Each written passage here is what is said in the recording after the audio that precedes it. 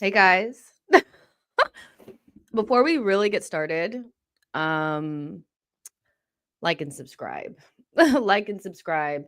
And also let me know if you guys can see me and hear me because you guys know I've had like a whole rant and you guys couldn't hear me. So yeah. But sorry I look a mess. I feel hungover. Anyways. What a day, what a day, what a day. We have so much to talk about. Um I'm so excited. I'm so excited um about the game today, so we're gonna chit chat about it. Um Hold on, you guys are saying like hold that and stuff like that. Did they announce Party's extension? Um Let me see. Give me a second. Um I don't see that.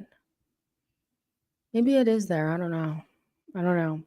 Anyways, um make sure you guys like and subscribe and all that kind of stuff. I just don't even know what to say. My head is like scrambled because I was not expecting a 5-1 win today against City.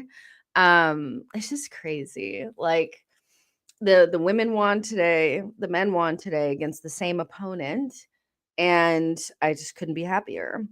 5 goals, 2 of them made in Hill End. Midfield was so good today. Make sure you guys vote on the player of the match and all that kind of stuff.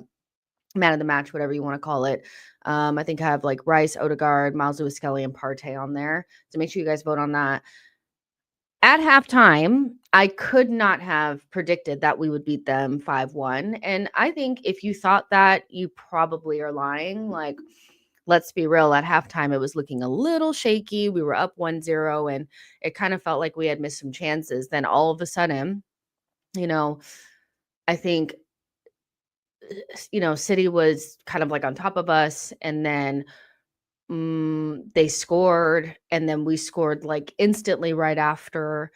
And then from there, we just took the wind out of their sails. And let's make no bones about it. This is not a great City side, but that doesn't really matter because in the grand scheme, when a team is down, I expect us to blam them. When we were down for all those years, City and Chelsea and whatever other team, Liverpool, would just bop us. They just would. So it doesn't really matter if this is a good City side or a not good City side. This is also an Arsenal side that has dealt with a lot of injuries, doesn't have the most potent attack, also is missing their best player. So yeah, this is a huge opportunity to kind of either continue on the title race, at least have like a smidgen of a hope, or let the darkness fully take over. And we stood up and did what we needed to do. They needed to take that ass whooping. They needed to. Like, there's just no way we should have let them leave the Emirates with anything other than a whooping. Like, I've never seen a City side so bad. And they needed to be on the other end of the blammings we used to get. So today was definitely that. But again, at halftime, I was very much feeling like, oh my gosh, we have screwed up these chances. I've never seen a chance. So, I mean, we have missed some sitters, but I think the sitter that Kai Havertz missed was bigger than any other sitter this season. And it was just like wild. And then it was just like we just turned into a different team once we got the second goal after, Thomas Partey scored that second goal.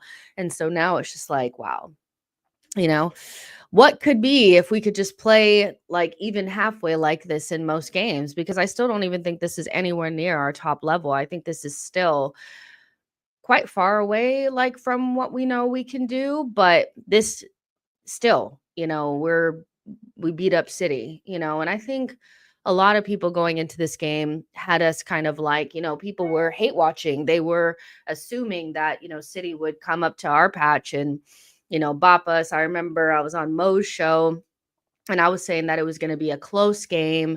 And the City fan on there was saying Marmoush was going to do this and Holland was going to do that. I really don't think that this was on the cards for the narrative. So yeah, it's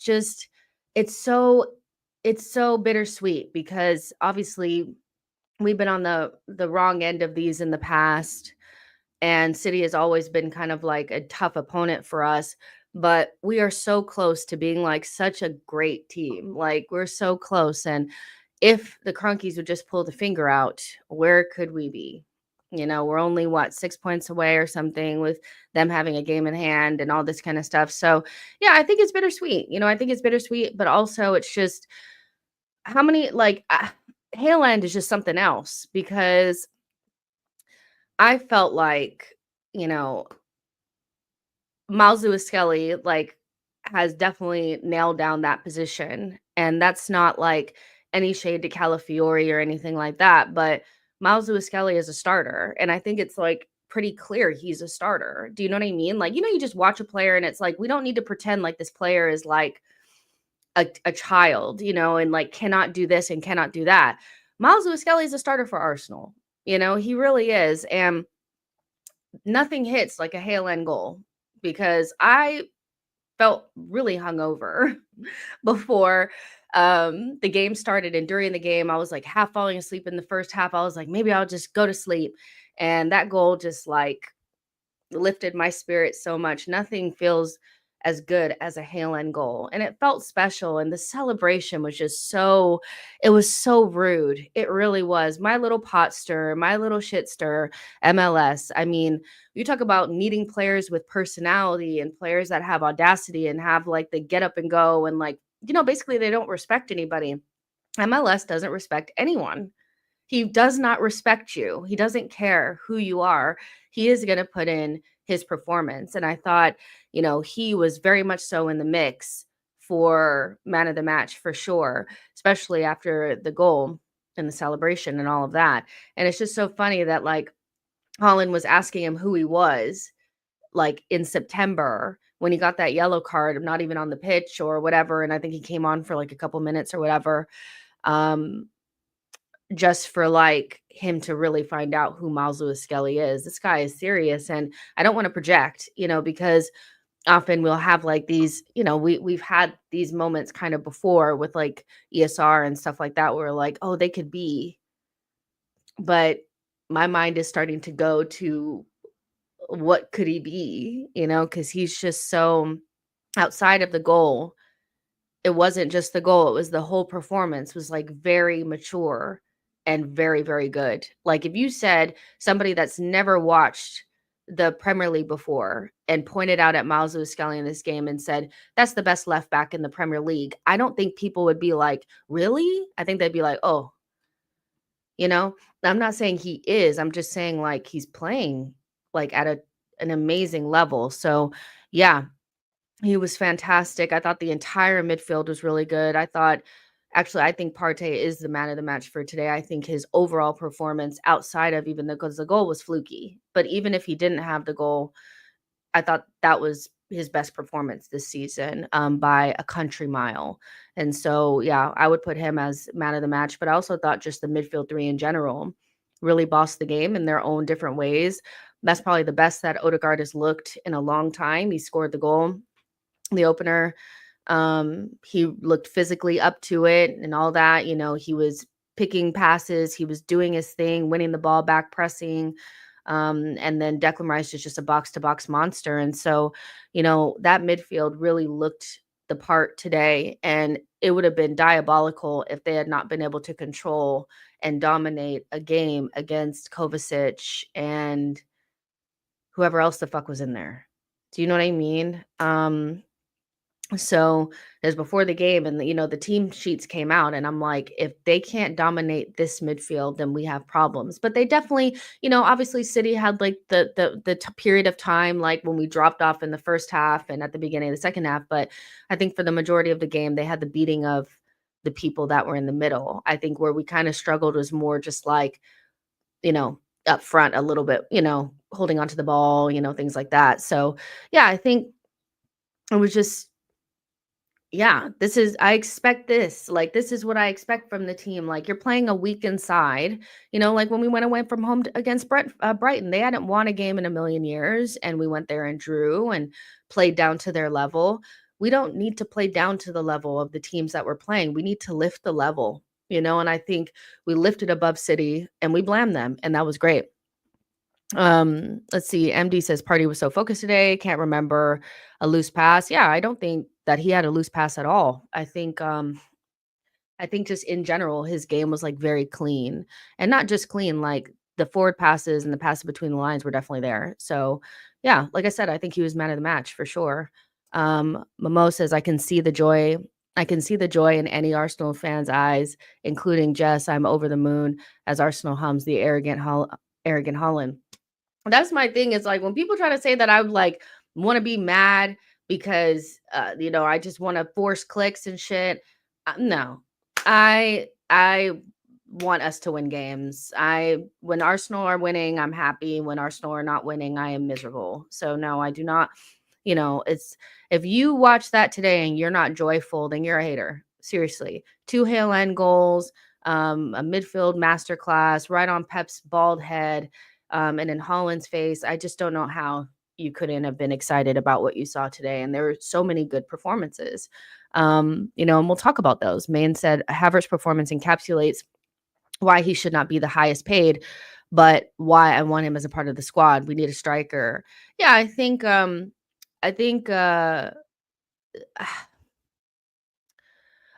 what it is with Havertz is, people were like, oh, well, I thought he wasn't any good, because when he scores the goal, the fourth goal, his devout followers are like, see, and doing I told you so's and all this kind of stuff. And my thing is, you know, he scored the fourth goal when the game was already done, but he couldn't score the winner, because that would have ended up being the winner, or it wouldn't have been needed to be a winner. It could have been 2-0 and the game could have just been done but from there.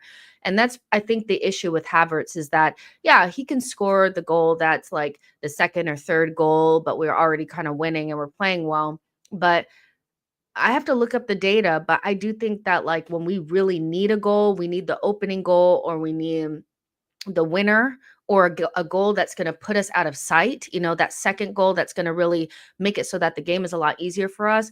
Those are the chances that he misses. And so, yeah, it's like you scored the fourth goal, we can kind of pretend like the performance was okay, but I do think that like we need a striker and we don't need to pretend like we don't. I think most of us know that we do. And he would be a decent squad player, but the wages that he's on makes it a little bit difficult for him just to be a squad player. But he would be fine if he was on like 100,000 pounds a week, 150,000 pounds a week. And we had another striker, but we don't. So the spotlight is pretty much always on him. And I mean, he worked hard. It wasn't like, he was atrocious. Our attack stands out like a sore thumb, I think still. I think our attack stands out pretty severely. We had a goal from Wanyeri that came on who I thought should have started, but say let me whatever. We had a goal from MLS. We had a goal from Partey. We had a goal from Odegaard. And the only goal that came from our attacker, like an attacker, was Kai's fourth goal, so an attacker that started, so yeah, I think, when you separate the result from the performance, there are some little wrinkles there that we can talk about, but I know there's obviously going to be people that are like, how could you say anything negative after a 5-1? I'm just adding context to the performance because I think the performance we deserved to beat them 5-1, but it wasn't like as smooth sailing as the scoreline makes it seem. You know what I mean? DS says the left side is sorted, guys, MLS. I mean, if we could just get a top winger on that side, I don't know what to tell you, And I know a lot of people will be like, well, what's the point of Calafiori if Myles Lewis-Skelly is so good? I think it's just like, that wouldn't mean that we still wouldn't need like a decent or good quality left-sided center back.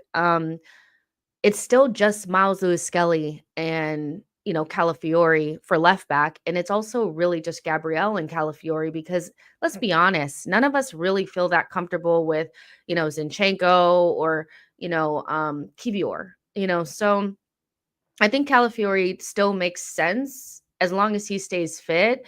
But within the context of the transfer window and what was a priority, I can understand why people are questioning it. But yeah, I think, Calafiori, still has a lot of value in this team, but MLS is definitely a starter in my mind. Like, I think he's a starter, and I just don't even think it's that, like, it's not controversial. Here to there says that fourth goal, no pressure, much different than the chance he missed. Exactly. John Donut says, big up, Jess, big up to you as well. John says, it's almost became personal with Havertz in the first half. Listen, I was saying in the group chat, I was like, he has to score. And when he scored, I was like, he needed to score something because that miss was not going to go untalked about. It's still going to be talked about because obviously, as we move away from this game and the end of the transfer window is tomorrow, the conversation will, once that window closes and we don't have a striker, he is going to be in hell every time that he misses a chance. So, yeah, he needed to he needed to score the chance that he had. It's diabolical to miss, but I think the goal that he scored kind of makes up for it or softens the blow, you know? Uh, you know, Johnny D says MLS man of the match party was still a lucky goal. It was a lucky goal, but even if you took away the goal, I think his performance was really good. Like when people say like a Partey was fantastic, that's what I remember and that's what I expect.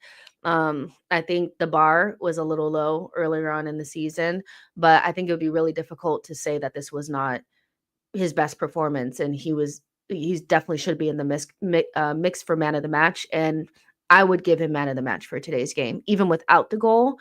And it ended up being the winner. And also, even though it was deflected and it was lucky, you do make your own luck. And we have to be honest about that. In that situation, how many times have we seen players just pass the ball, to somebody else, pass the buck to somebody else? Him even just taking the shot gave it the opportunity to deflect. So I really don't want to like pretend like he doesn't get any credit for that. You know what I mean? Burmy says Sky gave Rice man of the match. I mean, I do think Rice was really, really good today. I thought our midfield in general looked really good. And usually I feel like that's the difference between us like being a really good side and not so good sometimes because if they play well, even if our attack is kind of shit, like we still tend to get it over the line. You know what I mean? But when Odegaard's not good or Partey is playing right back or, Declan Rice is not in the team, we're not as good. We're just not as good. There's no combination of players that makes up for what they give us. So, it is what it is. Esteban says, I'll admit 5 was the man of the match, but I voted for Myles because he makes the haters mad. Yeah. I mean, that celebration, my head was on Mars. Like, my head was just like, I was in dreamland. I was like, I love a player that backs the chat. I love a player that gives no fucks. Like, I don't want you to respect. I don't want you to be a nice boy. I don't want nice boy. I want players to be kind of like an ass, like, and I love that about Myles Lewis-Skelly. He took it personal. I thought Gabriel was also on like just he was on a different planet in terms of like just shithousery and just getting the lick back. I thought Gabriel had that, and like that side is I think the Timber Saliba side is more of like the cool, calm, collected side. The left-hand side is a little bit more chippy, it's a little bit more, has a little bit more stank on it, a little sauce on it. And I like that. You know? Boy says Rice was very good today. Wild to say he was basic at best. Victor says Rice, Partey, MLS all deserve man of the match. I mean, I feel like if you beat a team 5-1 and a team of like City's level, as bad as they are, I think they're still in the top 4, are they not? You have to feel like more than one person probably had a good performance. It's really difficult for one person just to get you over the line in a game to like today. Yeah, so they're in fourth. So of course we're going to be talking about multiple performances. I think there were so many players that played well today. Thani says that was Rice's best game. I love how quickly he moved the ball. Derek says general party man of the match. Esteban says Partey was great today, but he is not worth 105 million. Be so real. I don't know who you're talking about. You're talking about Partey or you talking about Rice? Um, yeah, I just think all 3 of our midfielders were really good today. Coach says Raya for me. I think also, yeah, definitely need to touch on the saves that Raya made because it was more than one. But the save that he made for the Gavardiol header is a game-changing save. It's a game-saving save, you know? And so, yeah, I think Raya definitely at this stage, I think if you're still doing up the well, Raya doesn't make me feel confident, just go back in your memory um this season. I can name at least 4 or 5 saves that he's made that has kept us in a good position. I think he made a really good save against Wolves. He made a really couple really good saves against Aston Villa. He saved the penalty against Atalanta. And those are just the ones I can think of like right this second. I know there's more than that. And so Raya is a fabulous goalkeeper. He's the best goalkeeper that I've seen at Arsenal in a very, very long time. And so making that save, and then he made another one where the ball went across, I think, from Gavardiol again, and he just tipped it out of the way just enough to change the direction of it. Yeah, Raya is something else. Between the balls that he plays, like on the ground, sometimes he looks like a midfielder to the saves that he's making. It does, I think, justify the circus that was made to get him. And I'm glad we're beyond what happened last season because you think about the game last season at home against City, that was a really scary time for Raya because the fans were silent. Every time he got the ball, they got scared. I remember Julian Alvarez pressed him and almost kicked the ball in the back of the net because Raya took too long. And it was just back, cast your mind back to that. Whew, that was not a good time. So yeah, but Raya, when he left Brentford, he was widely considered one of the best goalkeepers in the league. And statistically, he was top 4, and you just don't get there by being randomly shit. And I think when players have a difficult time adapting to Arsenal, or they start off a little bit slow, or even they go through a bad patch of form, it usually goes quickly from that player was good to they're just shit now, get rid, or oh my God, we bought a dud when it was never that case. So Raya for me, but you guys know I was in the front of the Raya Wars with my little shield just up there, like defending him, like, get him behind me, you know. So um sometimes I just don't even notice him. Chemist says Raya performance will go unnoticed. And I mean that happens with a goalkeeper. Jado says Rice was good in the high press like everybody else. Other than that, he did nothing much. I think he did a lot of really good things. But yeah, fair enough. If you didn't notice any of the other things that he did, that's fair enough. Martin N says Raya is so good. Boy says his distribution and goalkeeping was perfect today. Johnny says Raya is a 9 out of 10 today. You're crazy if you think he goes unnoticed. Boy says the whole team was on form today. Gunnar 217 says, what happened after full time? I didn't see Holland's face. Pussy. You know what's so funny is the fact that he thought he got his lick back when he scored. He went up to the camera and was doing that stupid fucking smile and all this kind of stuff. And I was like, we can't let him get away with this. And we scored instantly right after, taking the shine after all off of all of that, and just shoved it right back in his face. It feels so good to get the lick back, you know? Oh man. Um and yeah, like Johan is saying, technically Rice delivered 2 assists today. I mean, um he had one that he put on a really good one to Martinelli. I don't really consider that like a chance that he should have, like, I wish he would have scored, but he didn't. And then the chance that Kai had should have been a Rice assist. So, yeah, I think some of the stuff that he didn't end up on the GAs, so that happens. But I thought he was really good, but I thought everybody in midfield was really good. So I don't think it needs to be like a pissing contest right now. It's everybody was really good. If you actually watch the game, I think everybody played their part. And without their part, I don't think the game ends up being exactly the same. Coach says Martinelli and Trossard were the worst players. We need upgrades. Listen, I don't wanna dampen the mood, but I do think that it's not worth, beating the horse, we know we need upgrades in that front line. If not 2, we need 3, honestly. The more I think about it, I'm like, "We need 3 attackers, fuck this shit," you know? So, it is what it is, but I also think that, they weren't as bad as, they've been before, if that makes sense, like it wasn't horrendous, but I keep saying this because I do think that it will happen, like, if we do get the attackers that we're meant to get, I do think it'll be honest how how night and day, I think, our attackers are really limited. I think when a lot of people watch the season or the Premier League yesterday, they were talking about, like, the lack of transition threat that we have because they're watching, teams like Nottingham Forest and, Bournemouth and, teams that are below us that have more transition threat than we do. Oh, we need players that can take their man on 1v1. We need pace. We need this. We lack a lot, but that's not to say that I think Martinelli and Trossard played terribly, but I think our attack stands out like a sore thumb, if I'm honest. So, yeah, exactly. What you're saying, like they probably were the not as good players out there, but yeah. Andre, thank you so much for your super chat. Says, long time Jess, I backed Kai signing, but I admit we need a better striker.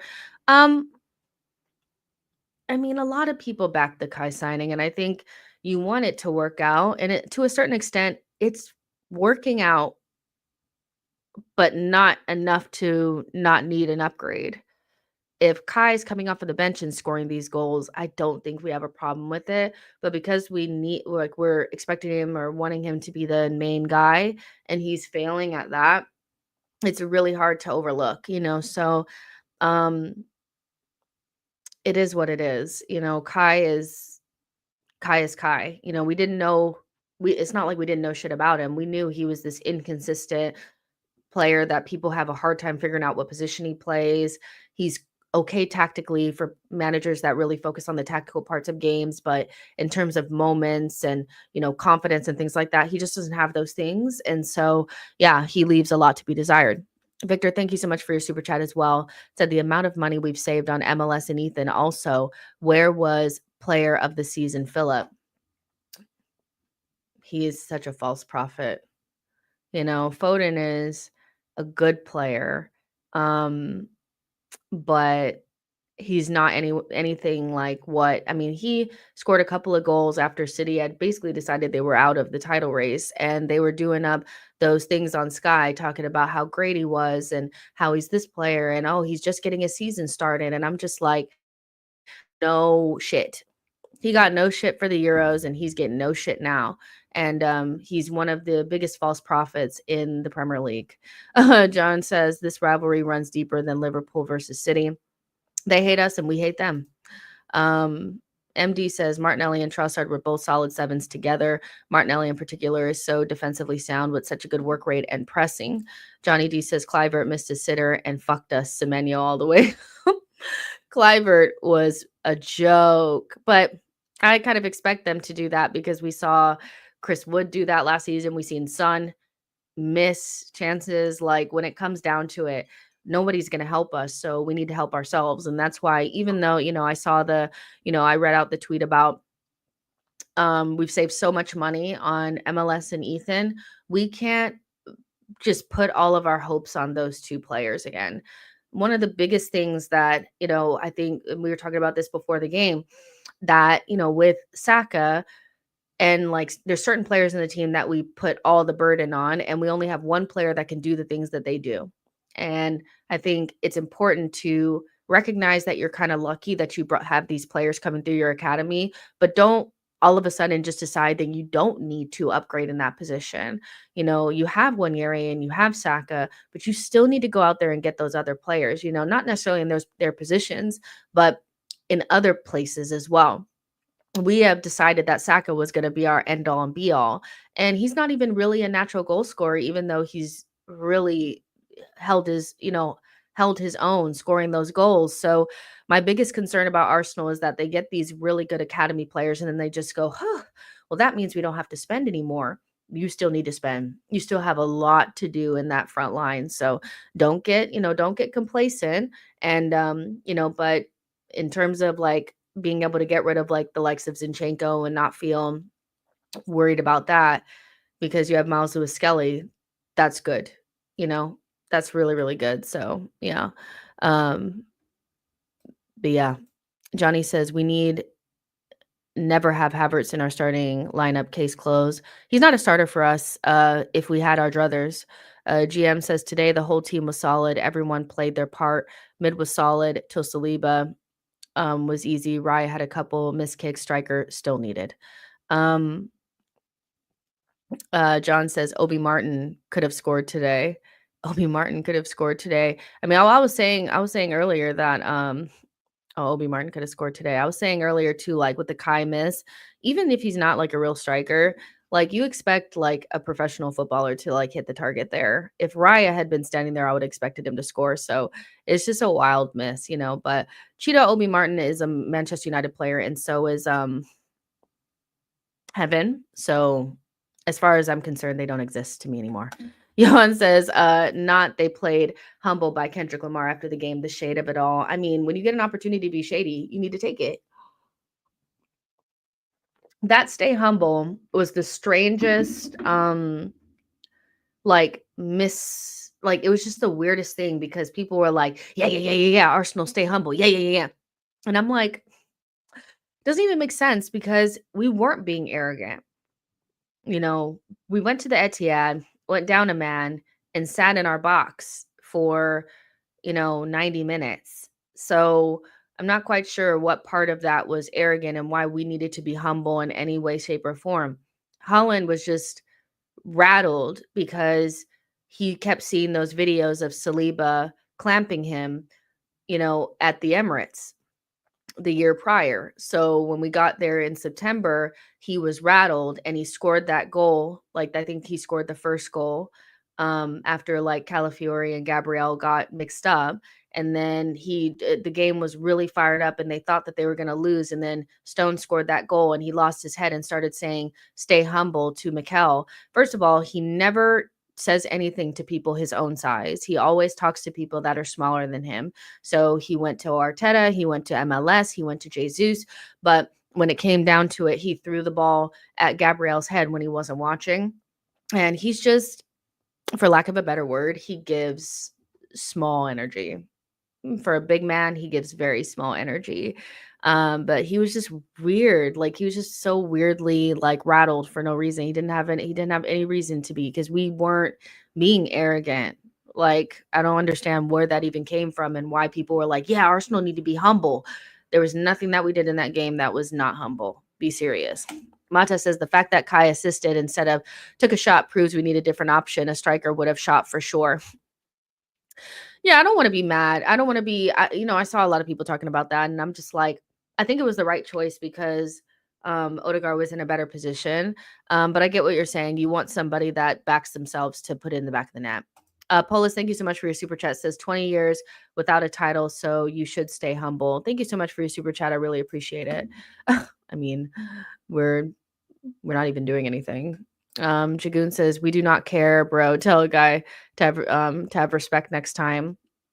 Yeah, we haven't won a title in 20 years, and that's definitely not great. But in the scope of this Manchester City Arsenal situation that's really been brewing since we beat them at the Emirates at the beginning of last season, um, it's just like I don't really give a fuck. Like I'm glad we blamed you and you deserved it and you got your own shit to be worrying about and we need to worry about winning a trophy, but you need to be humble. It's not us. Like you need to be humble. John says, thanks for the money. You played yourself. I mean, it's like, give me money. Like, give me all the money you want to give me. Like, nobody cares. Um, let's talk about Bernardo Silva for a second. He's rata. I mean, that guy is wow. Like, he is such a sore loser. And he just gives me the heebie jeebies. Like, he really does. Like, when he kicked Trossard and Lee Dixon was like, "Oh, just get up. Oh, just get up." I was like, "Now see, why don't you ever have that like blind loyalty that like Carragher or Neville has? You know? Like why don't you ever have that? Like why are you always telling us to get up and, it was obviously it's a big win for us And he comes in with the, oh, well, nothing has really changed. Nothing has really changed. So they still have to win all the games. Can you just shut up for 5 seconds and just like be happy that but you can't though, because you're a Manchester City boy. Yeah. Yeah. Not my legend. But anyways, back to Bernardo Silva. Bernardo Silva kicked Trossard when he was down on the ground and everybody just let it go. Then he was like pulling on Winieri. He's such a, like I said, rata. Whew. Insane. Something about that guy just gives me the heebie-jeebies.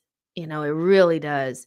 Victor says Bernardo Silva didn't come to play. He just came to kick people. What a weirdo, man, honestly. Good player, but ugh. Felix says Arteta must get his flowers.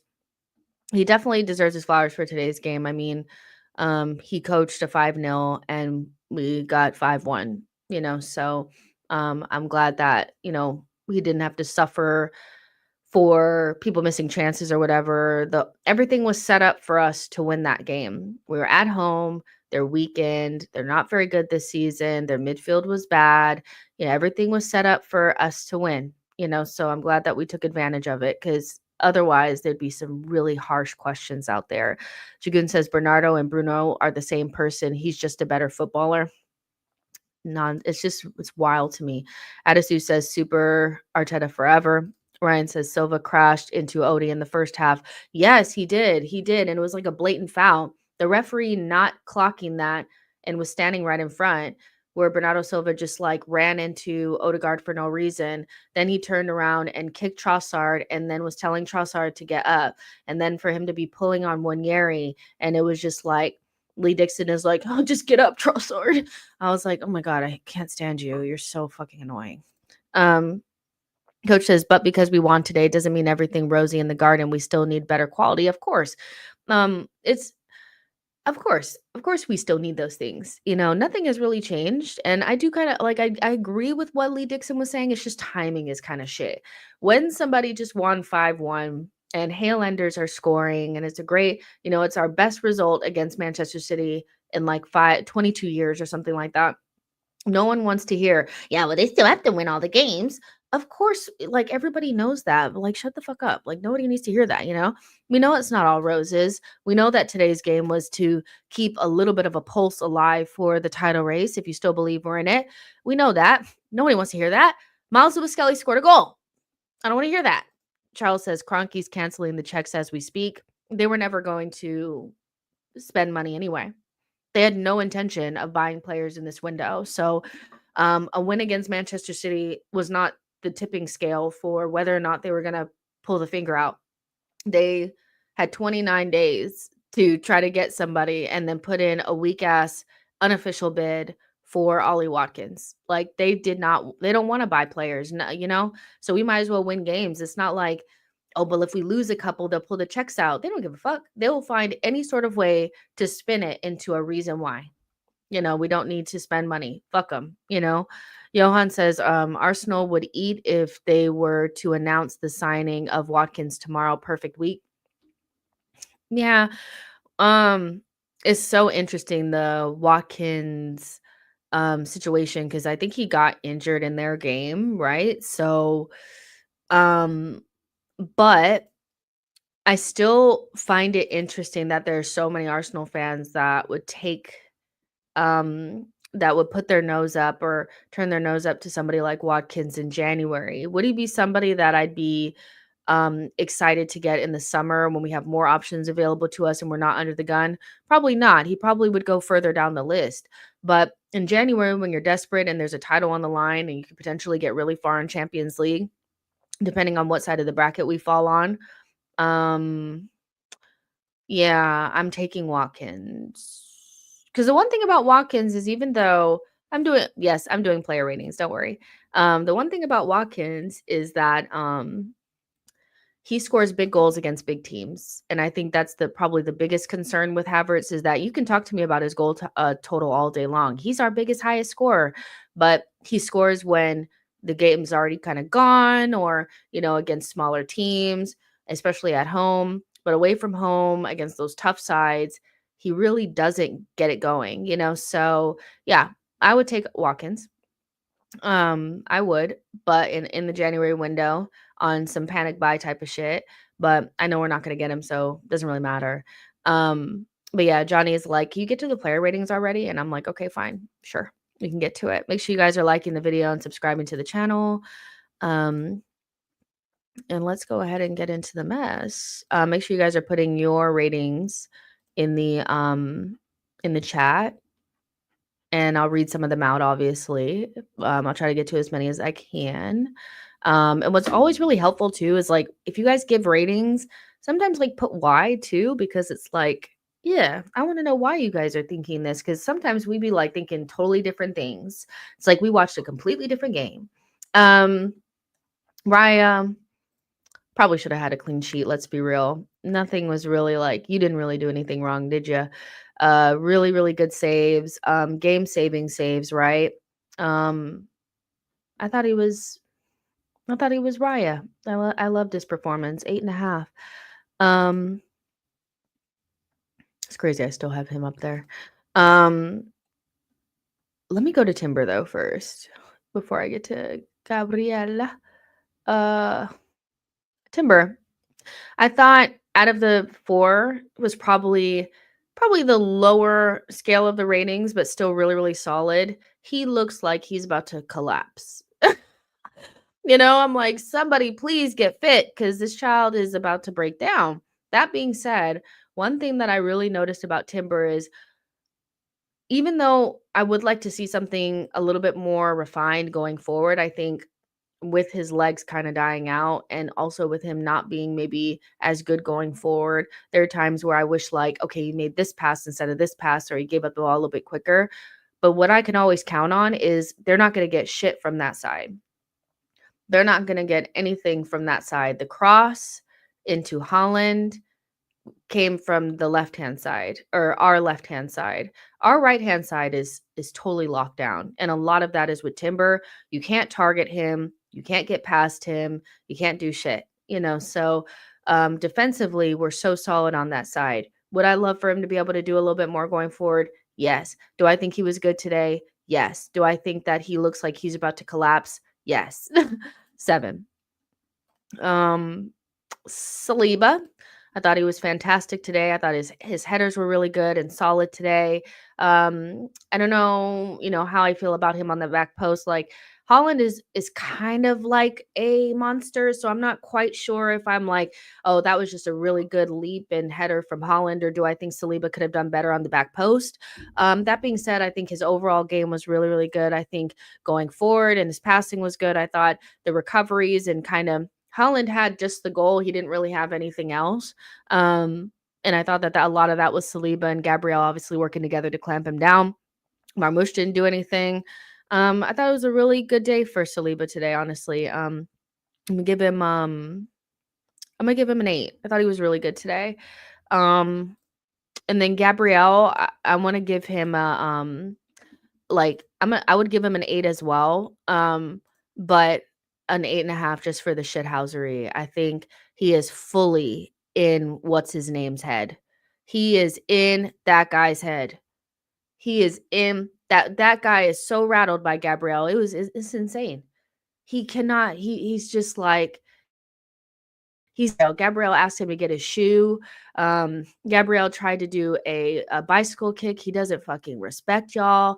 Like it's something else. So Gabrielle 8.5. He would have just gotten an 8, just like Saliba, if it wasn't for the shithousery, but that has to get an extra point. It really does. World Boss says Gabrielle 9. Burmy says Big Gabby riled up Holland. He has him on like he is in his head. Adisu says Gabrielle 11. Jagoon says Gabrielle 8. Johnny D says Gabrielle 8.5 out of 10. Coach says 9. Jagoon says Saliba 7 because he got dunked on. Yeah, he did kind of get dunked on. Johnny says Saliba 7 out of 10. 1 point deducted for allowing Holland to sprint from the back, from his back to the front. Fair enough. AMD says 7.5. I wonder, is that like what I gave to Raya? I forget. World Boss says 8.5 in the driving seat. Yeah, Burmy says Timber 7.5. So yeah, we're pretty much all like in the same category. Some people gave, Gabrielle like a 9 or Raya a 9. So, yeah. Some of you guys are a little bit higher, but I need to hold some of these higher ones for the people that I thought performed just a wee bit better, So, yeah. Because I ain't giving out no chance. Listen, you changed my life, but I'm just Myles Lewis-Skelly. Like, literally, he has changed my life. This guy is so peak. Like, he's just so I mean, I don't wanna say, like, "Oh, he's playing out of position," but, I mean, he got acclimated to that left back position pretty fucking quick. The last player that did that was Ben White. He's the last player that I remember stepping straight into that position and looking like he's played there his whole life. Same with this guy. Um, he is just something else. I mean, he has basically made Zinchenko a redundancy. He has waltzed in front of Calafiori for that starting position. It doesn't matter who we're playing, he looks like a step above everyone else. Physically, he's on the level that we need for Premier League opposition. I think sometimes I found Kivior and Zinchenko to be a little bit too weak. Like they just when it came to that first contact, they usually would lose that battle. And then from there, it was like catch up and like panic stations. I think Myles Lewis-Skelly is so aggressive and so physically capable that you can't just bump him off the ball. Because remember, he had Kulusevski in hell, and Kulusevski is a really tough player to play against. Physically, he knows how to use his body to shield people away from the ball. He's clever. He knows how to win fouls. He's really good on the first contact. He bullies people. I really like that. And then he has the technical ability to play this position for Arsenal, because we know you can't just be physical either. You have to have your head screwed on tight. You need to know when to pass it, when to drive through, when to release the ball, all those types of things. He just was an absolute natural. And when you drive into the box and put the ball on your wrong foot and bend it into the corner, I am so happy. I'm so happy. Nothing hits like a Hail Ender. The Selly, he's so crazy. Like, he's so good. I'm never gonna shut up about it. I'm never gonna shut up about it. Literally, Myles Lewis-Skelly and Winieri have saved our season for multiple reasons. They filled in positions where we were struggling. Left back, we've struggled to keep somebody fit, and then right wing and right center mid, we've had key players out, but also just from like lifting and feeling like there's something to look forward to. No offense to the other players. I love watching y'all play when you guys aren't on nonsense, but there's nothing like a Hail Ender breaking through and having these fabulous performances. I don't think that even like maybe Saka had some performances like this, but some of the performances that Ethan and Myles Lewis-Skelly are putting in are going down in history. They're so good. Like, they're not scared. They're not only touching the ball once or twice. Nobody has to babysit them. It's fucking crazy. 9.5. It would have just been a 9, but the goal and the Selly and yeah, yeah, yeah, yeah, yeah, yeah. 9.5. Yeah. He was just peak. Whew. Victor says he is insanely strong for his age. He really is. Boy says 9 for MLS. Kwame says MLS, my man of the match, superb. Laughing Man says, can he replace Partey in midfield? I don't know. I don't know I think that like I see him as an 8, or more of like a double pivot type of person or somebody that's more box to box. But, you know, Boy could tell you probably better than anybody else because Boy is like huge on the academy. And so I heard he played DM. I think he's more of an 8, but I don't know. I think somebody with his ball carrying ability, it might be a little bit wasted just at the base of midfield, but yeah, it is what it is. I'm over the moon. This performance was just I can't wait to see the comp. I can't wait to rewatch. Like, he's him. Myles Lewis-Skelly, he really is. Like, he's just something else, man.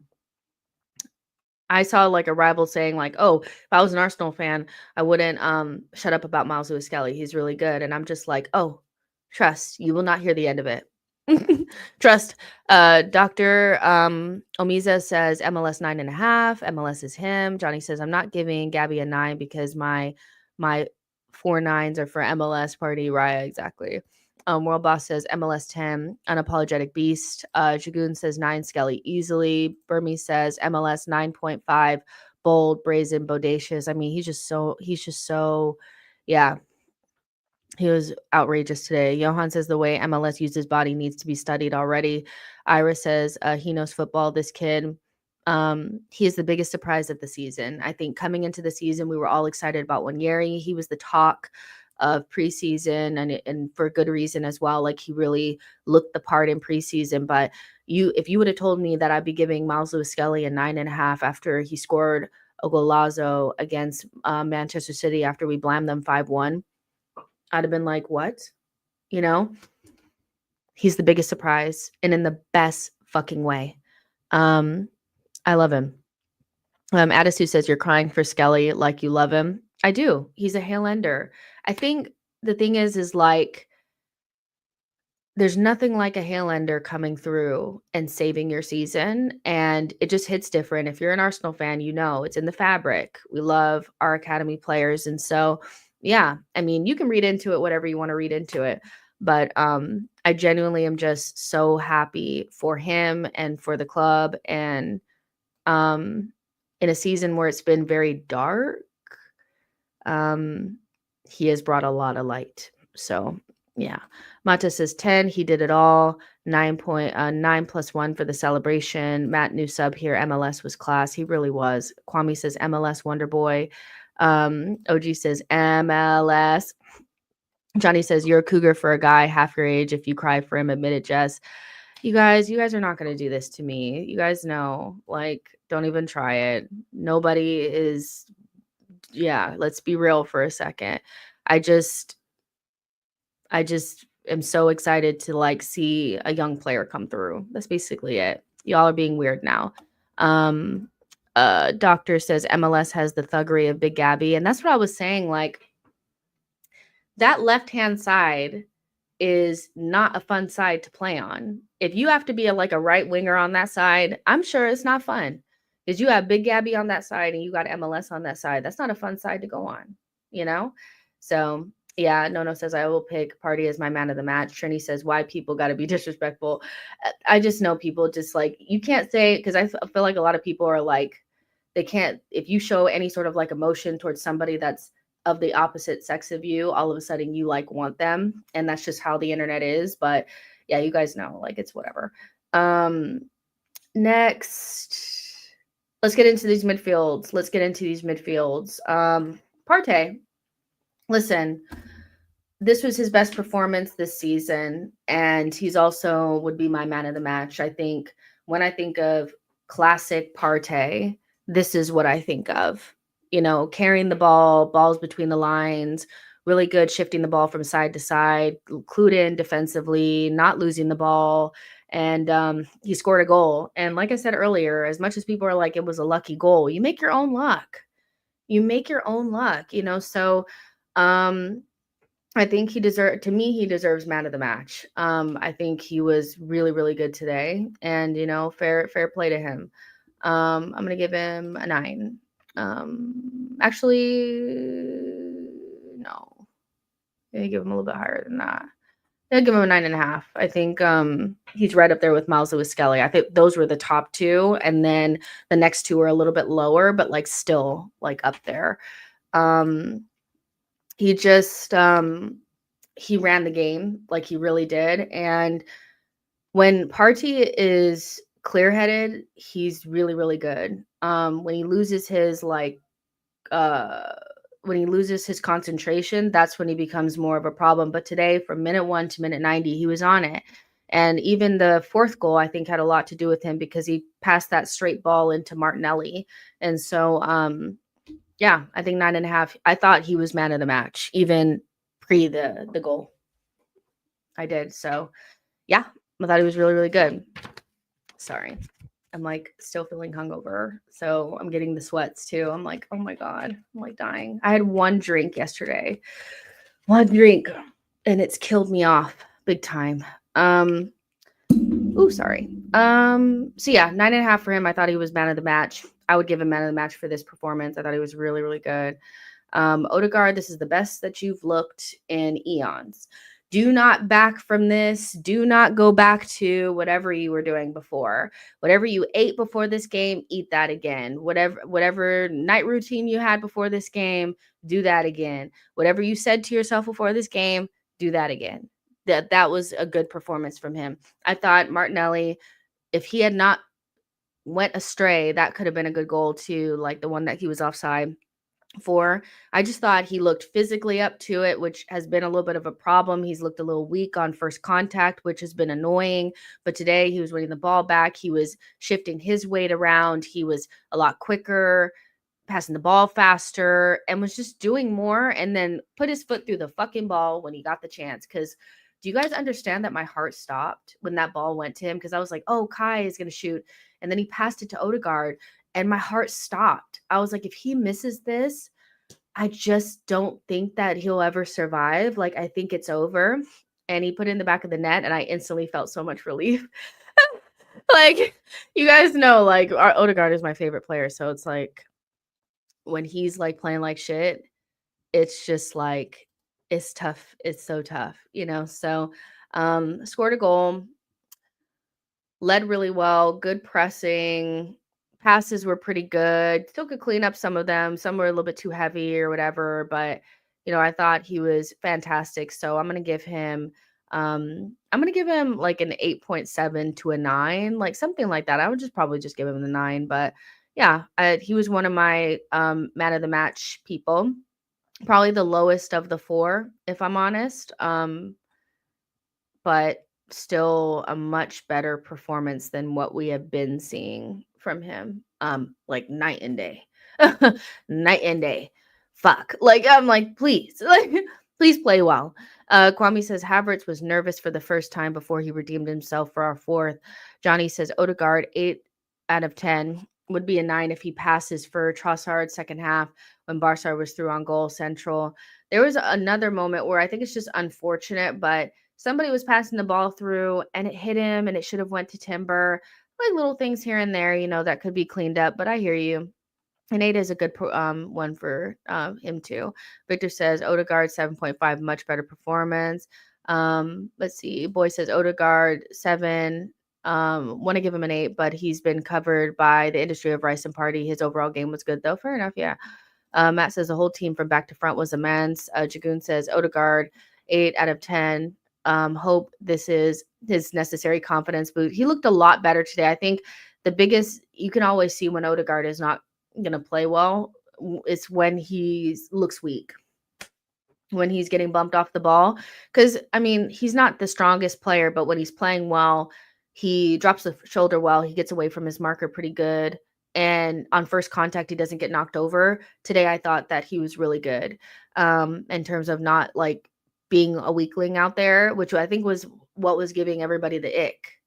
I think it was giving him, it was giving a lot of people the ick that he was just getting knocked over constantly. And today he didn't have that. So hopefully this encourages him, to keep performing like this. Yeah. So well done him. The goal was all I needed, really. It was just, please don't shoot this over or hit it to the keeper or anything like that. Cause I don't think I'll survive it. Declan Rice, I think, again, right below Partey and MLS, was one of our best performers. I think I do feel like still people are try to make it seem like Declan Rice doesn't do anything. But the thing about Rice is that one of his main pluses is his physicality and his athleticism, and the fact that he's just a physical monster out there.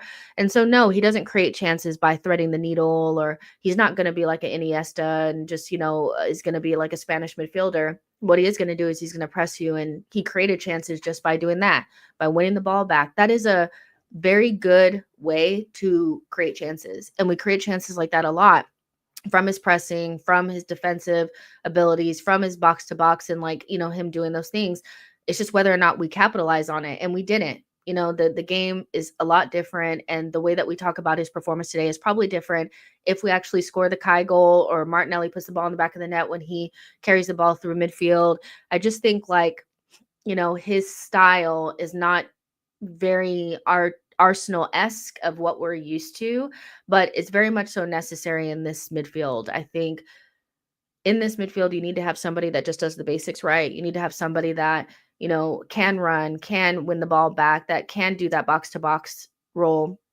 And he has looked a lot better in it in the last couple of games, I have to be honest. I think me and Diluted were talking about it the other day, and, before that, it felt odd at the beginning of the season, but now it feels like it's coming together a little bit more. So if he could just get some more shots off, I think score a couple more goals, which he has scored quite a few goals this season already, but I think a couple more goals and just maybe polishing, the passes that he does make when he does get into the final third, I think he can play in that position. Will it ever be my favorite? Maybe not, but his performance today was fantastic. And he really led in that midfield with Partey and Odegaard also playing really well. So yeah, I like it. I like it a lot. I'm going to give him a 9. Just like I said, just below MLS and Partey and just above Odegaard, I think. Right in there somewhere. Yeah, Odegaard probably should have been a little bit lower. I think I should have went with my original, which was an 8.5. It's a little high now, but it's a 9 for him. Let's see. Travis says, I love Ethan. Man comes on to score. Kwame says, Rice is on fire as always.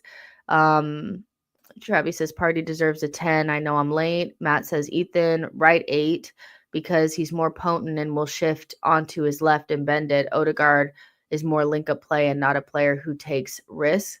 Yeah, I don't know. I think people are also underestimating what the right center mid does, and Ethan has actually looked better coming on at right wing to me. But, I kind of get what you guys are saying. But when he plays well on the right-hand side, a lot of those times is he's playing well on the right-hand side as a right winger. And the defensive responsibility that the midfield positions take up, the off the ball and that kind of stuff, I really think that like people underestimate it quite a bit, so let's just like Ethan where he's at right now. It'll take a long time for Ethan to take that position because it's not just an on the ball position. It's not just a shoot and score position. Right center mid is very fundamental and load bearing for the team. So yeah, but Ethan at right wing where he doesn't have those responsibilities and he can just shoot and score. It's going to sound weird because this player was really shit today, but I do think Winieri does look a lot like Foden to me in terms of like, I think he probably is more creative than Foden. I think Foden very much so is just a goal scorer, but a pretty good one. Ethan has the goal scoring plus a little bit of creativity, but what they don't offer is the structure in midfield. And so you have to find another position to put them in that allows them to be freer. Like Amorim was talking about the other day where he had to move Kobe Mainu out of those defensive positions in midfield and shove him forward into the 10 so he doesn't have defensive responsibility. That feels very similar to me as Winieri right now. I think the less defensive responsibility he has, he doesn't have to receive the ball off of the back line. Like Odegaard has to receive the ball off the back line. He has to be a part of building up, all that kind of stuff, tempo control. Just get him into positions to score. And I think that's your best bet for him. But I mean, he's a fabulous player and we're so lucky to have him, So yeah, if that makes sense. You don't want to take away from Winieri's game by giving him a more grown-up position. Let him have fun and let him run around up front. I think that's why he's playing up front a lot too. So yeah, that's the whole midfield. Now up front, I think that's just a little bit more interesting because, somebody earlier was saying that they thought Trossard was one of the man of the matches. I would love to know why, because even though I don't think Trossard was bad, I thought Trossard was decent. But again, like the midfield was obviously the star today. The defense was really good. And then you had our attack. So, yeah. But Trossard was I thought he was like overall performance was probably the better of the three. So, yeah. I want to give him like a 7. I don't think it was a terrible performance. I thought it was a good performance. Our attack just looks very different than our midfield and our defense. You know, you guys know what I mean by that. It sticks out, as like a clear area of improvement, so the sooner we do that, the better. So yeah, I'm gonna give him a 7. It wasn't awful. Boy says this guy made our game in the final third 9 out of 10. Don't at me. Interesting. I'll have to rewatch and see if I see what you see. But I do think he was, like Travis said, he was decent. Like he was good. Like a 7 would be kind of where I would go. Like what Victor is saying, Matt saying Trossard was decent, but we need a new left winger. He's good enough for the bench, in my opinion. Tip says, all I want to say is that I'm happy for every goal we got, especially for Kai. Dr. Omizia says Trossard 8, Martinelli 7.5, Havertz 9, goal and assist would have been a 9.5 if he had scored the miss. Keenan says Trossard, Havertz and Martinelli were causing City's defense a lot of problems, helped open up the field and create chances. And like Victor was saying, Trossard was the best forward, and I agree with that. Like overall game-wise, I think he was probably the best. So yeah, is MD saying won't Watkins be ineligible for Champions League though? If that's true, then fuck, maybe we shouldn't get him then. Because what's the point of that? Anyways, that's for another day. So Martinelli actually thought he was okay today.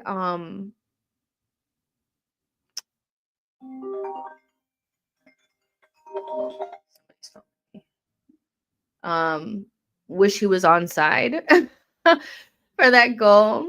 But other than that, I thought he was pretty good. So, it is what it is. I'm gonna give him like a 6.5, like good to average type of performance. Like above average. That's basically what I'm saying. I don't think it was great or anything, but it was fine. It could be better. And then the man that divides opinions so much in this fan base, I already said it earlier that the goal that he missed is the type of goals that he always misses, which are the opener, the winner, the goal that we need to go ahead, the hard goals. To me, all goals are not the same. All goals are not the same. The go ahead goal, the winner, the goal that's going to give us the 2-0, cushion so that we're not under as much pressure. Those are more pressurized goals than the fourth goal after we've already pretty much won it.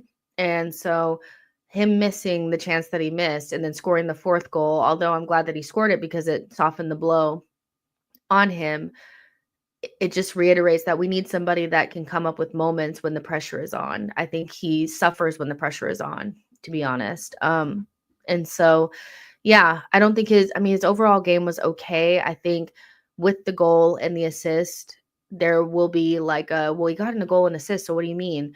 But I think in between those moments, it is what it is, so we know what it is with him. He's very much so will always be a contentious topic in this fan base as long as we don't have a striker, so as long as we don't have a striker, he will always be spoken about. So I'm going to give him a 7, mostly for the end product. Without the end product, this performance would not pass the smell test, but yeah, it is what it is, really. It's getting to be ad nauseum, really, with these conversations with him. Jude K says Martinelli 6, Havertz 8. Keenan says when Gary, Saka, and Trossard are all controlled wingers, Martinelli is a runner. We need a Tell or a Liao for left wing to provide us with different options for every scenario. Johnny says Havertz 5 out of 10. 2 points deducted for that awful, not even on target, under pressure, and that header got off in the crossbar by Raya from next to him. He ducks instead of fighting for the header. Kwame says Martinelli 8, Havertz 9. So yeah, it's always going to be very different. Some people see the worst and some people see the best, and that's how you come up with certain scores. And he's just always going to be like that, I think. Mata says, yes, Jess, I think the timing of his goal with respect to the value is often overlooked. Doesn't score winners often. Doesn't score away. Doesn't score against the big sides enough, I think, It's just, yeah, when we really need him to score those goals, he kind of does what he did today. Kwame says we should sign Nipin. That guy's dead to me, man. He wasted everybody's time. Keenan says Havertz 7.510 minimum. He has been solid. Our fan base is acting crazy. Yeah, I mean, I think we lower our standards quite a bit to what we expect from an Arsenal player for him. I think we try to make it more comfortable. So yeah. If we looked at his performances and then we compared them to performances of strikers that we've had in the past, midfielders, even number 10s that we've had in the past 8s, they don't stack up. The overall performances he gets into good positions and has decent moments for us, and that's great.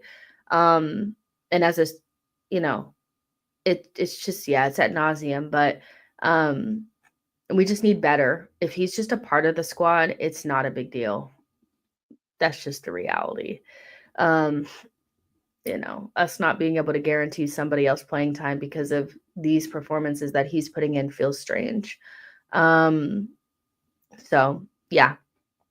But yeah, I think that's it for the starters. When Yeri came in and scored a fucking banger, because that's all he scores, man, this guy is also very confident. And I think that's what we need. I think we need players that I actually think that this may be like an unpopular opinion or kind of like a hot take, but I think when Yeri and MLS have shown a little bit more arrogance than ESR or Saka did when they first came through. I think they were a little bit more like go with the flow kind of, they did their thing, but they were mostly just like, we're just going to go with the flow. We're going to da-da-da. These guys are not going with no damn flow.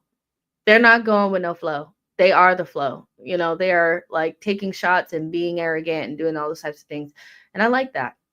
Not saying that they're like better than Saka and ESR or anything like that, but I just get a feeling for them that they just know that it's their time and they feel very confident in standing in it and backing the chat. Like, and they don't even chat a lot, but you get what I'm saying. Like, they really do feel like they have it. Coming in and scoring the goal after you scored the goal against Girona, you scored a goal against Brighton. I mean, standing in for Saka at times. Like, this is not chump change. Like, these are not goals against Wi-Fi codes in the Conference League. Guaranteed when Yeri scores another really big goal for us this season. I don't know when it's going to be, but he's going to score a big goal against a big opponent and we're all going to be like gassed about it. It's coming. But if you don't shoot, you don't score. And I think the biggest difference between when Yeri and some of our other players is he wants to shoot. He doesn't care.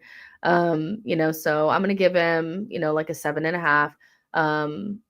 Because he didn't really he did some stuff, but mostly for the goal. Probably could give him a little higher, like an 8 or something like that. But yeah, who else even came on though? Like Sterling, he didn't do shit. Marino, he didn't do shit. Calafiori, he barely did anything. I just want to talk about Winieri. So yeah, and Arteta, you get a pass because you won. Kwame says Saka will find it hard to get back into our team. No, he won't. He walks straight back into the 11. Let's not be serious. Let's not be silly. Come on. Matt says that's unfair. To be honest, ESR and Saka came into a mess. MLS and Ethan came into title contenders. Very different, so can't compare. I think you can compare their mentality and the way that they come into a team in their own right. I'm not comparing what they were able to contribute based on the level of the team. I'm talking about just their overall, like how their energy. So I don't think your energy, if you're a player that backs yourself, your energy is the same whether you're coming into 8th place Arsenal or title contender Arsenal. In fact, I think that it'll probably be scarier to come into title contender Arsenal than top 8 Arsenal. Title contender Arsenal is not the same. The stakes are higher, the temperature is higher. We're expected to win things. You weren't even expected to win shit in 2018, 19 when they were coming through. So I think it's more difficult to come in and make these to do these things. So yeah. Boy says, I think Saka makes everyone else better when Yeri at present knows how to make himself good, but he can't unlock players around him. That's a really, really good point. Travis says Sterling looks good. You must be fried. I'll be honest. It is what it is. Sterling, you get a decent score.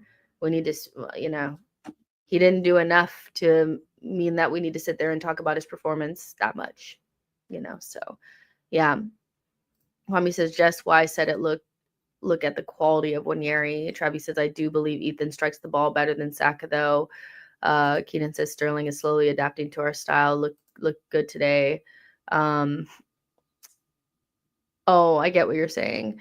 You know what it is? It's with Sterling, unless he has a really good performance, it's going to be hard for me to give him so much energy. It's like, just don't kick it in the back of our own net. He's getting Reece Nelson minutes. It is what it is. Matt says, yeah, but trust me, MLS energy wouldn't be this confident coming in when the stadium was toxic with people punching each other up. They came in when the fans were united in positivity. Well, that's a really good point too. And yeah, I definitely take that on. And that's a really, really good point. And I can't really deny that. Like, that's the different angle for it. So yeah.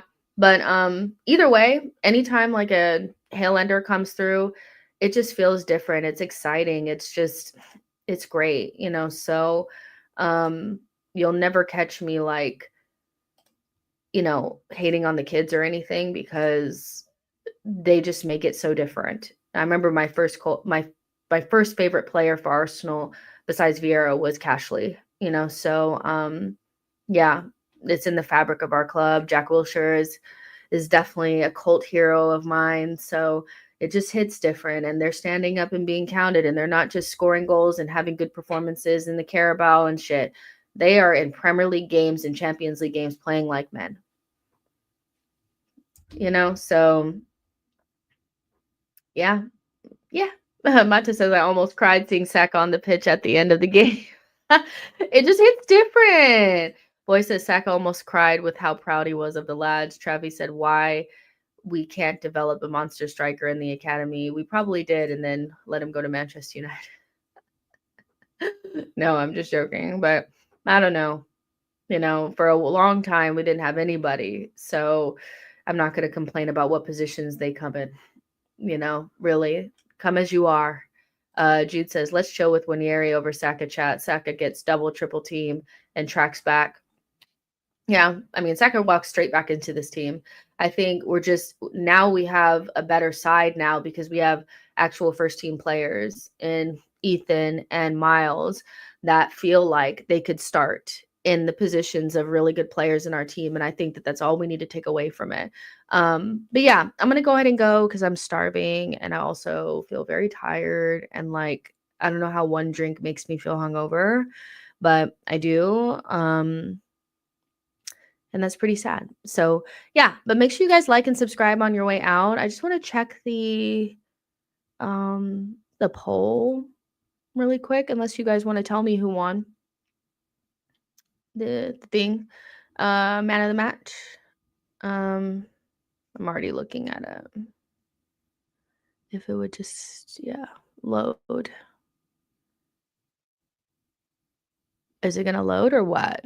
Okay. Oh, Partey at 51%, MLS at 32%, Odegaard at 7, and Rice at 11. So, yep, Partey was man of the match, and I think he deserved it. So, yeah, like and subscribe on your way out, and I'll talk to you guys on the next one. Bye, guys.